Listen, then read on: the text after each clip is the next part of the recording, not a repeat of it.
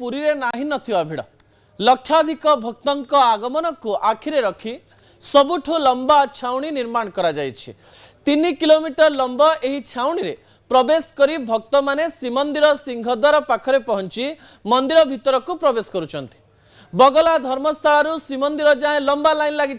सिंहद्वार पाखरे एक holding area भी करा जायछि जो भक्त माने विभिन्न लेयर दे ब्यारिकेड रे बुली बुली मंदिर भितर को जाउचंती।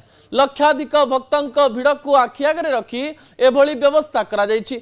सुरक्षा बलय मध्य मार्केट छक ठारू ब्यारिकेड दे महाप्रभु दर्शन करिसेंती श्रद्धालु। श्रीमंदिर रे राति 2टारू द्वार फिटा होइतिला। भिड़ को दृष्टि रखी भीतर काठ दर्शन बंद होइतवा बेले बाहर काठ निकट रे महाबाहुंकर दर्शन करथिले भक्त। आमर ब्यारिकेडिंग पाखापाखि 1.5 किलोमीटर 2 किलोमीटर जाए राति आम जो भक्त मैंने भी आसछन्ति लाइन रे ठिया होइकि आसछन्ति श्रृंखलित भाव में आसछन्ति तो तांकु मध्य गभीर कृतज्ञता एवं धन्यवाद। से माने लाइन रे आसला परे होल्डिंग एरिया अनुसार बैच बाय बैच समस्त को छड़ा जाउची जद्वारा कि भक्त माने मध्य श्रृंखलित दर्शन करुचंती। आमर पुलिस एडमिनिस्ट्रेशन तरफ पुलिस भाई माने भौणी माने से माने ह्यूमन बैरिकेडिंग करिकि मध्य तांकु नौचंती। तेणु समस्ते श्रृंखलित दर्शन करंतु जहाँ भी कटकणा किछिटा मात्रा रे अछि समस्तंकर श्रृंखलित दर्शन पई करा जाय काहरी कोनसी असुविधा पई करा जाय नै। आज केवल नो आसंता किछि दिन पई मध्य कटकणा जारी रहइबो। नया वर्ष उपलक्ष्य रे आमे अनुमान करिथिलु कि बहुत संख्या रे भक्त माने आसीबे और जहाँ हमारा अनुमान थिला से अनुसार रातिरु भक्त मानकर आगमन आरंभ होइतिला।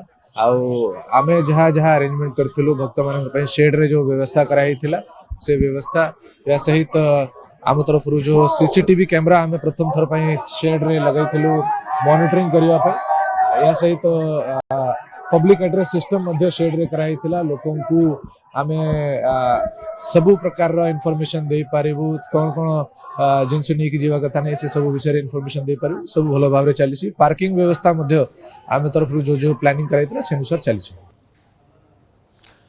तबे आपण पूरी श्रीमंदिर सामनार भिजुआल देखि पारुचंती। 3 किलोमीटर छाउनी भक्त माने श्रृंखलित दर्शन करुथवार दृश्य मध्य देखिबा पई मिलिछि एवं आमे जा दृश्य आपण को देखौछु जे लक्ष लक्ष भक्त गतकाली प्राय राति 2टा परे एई स्थान रे लाइन रे लागिथिले एवं गोटिए परे गोटिए लाइन को मंदिर भितर को छड़ा जाउथिला एवं मंदिर भितरे प्रबल भिड़ देखिबा पई मिलिथिला। मंदिर भितरे एवं बाहरे पुलिस छाउनी करा जाइथिला एवं गोटिए परे गोटिए धाड़ी दर्शन करा जाइछि एवं भितरे जदि आमे देखिबा भिड़ अधिक थिबारो सामान्य विशृंखला देखिबा पई मिलिथिला किंतु बाहरे प्राय श्रृंखलित हिसाब रे लोक माने गोटे स्थान रु अन्य स्थान को जाउथिले।